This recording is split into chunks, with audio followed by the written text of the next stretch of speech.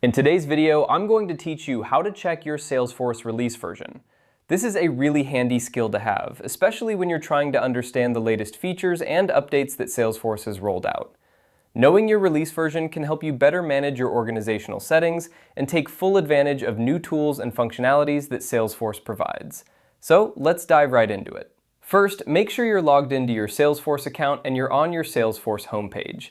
This is your starting point for accessing all the features and settings you need. Once you're there, you'll want to look towards the top right corner of your screen. There you should see a gear icon, which is essentially your gateway to all the settings on Salesforce.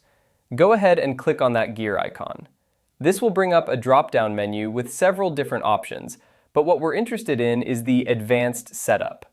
Clicking this will open up a new section where you can make more detailed changes and view specific information regarding your Salesforce setup. Now, once you're in the Advanced Setup area, you'll notice a search bar located at the top left corner of your screen. This is a very useful tool for quickly finding settings or features without having to navigate through multiple menus. In this search bar, you're going to type the word Release.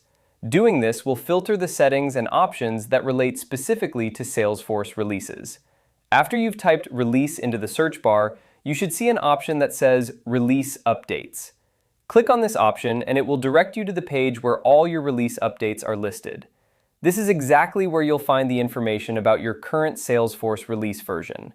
Here, you'll see a list of the updates and the corresponding release versions. This page not only shows you the current version you're on, but it also gives you insights into the updates that have been implemented. This is a great way to stay informed about the latest changes and how they might affect your work processes.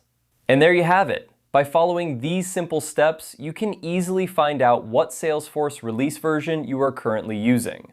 Knowing this will help you keep your systems updated and take advantage of the latest Salesforce enhancements. Thanks for watching, and I hope you found this tutorial helpful.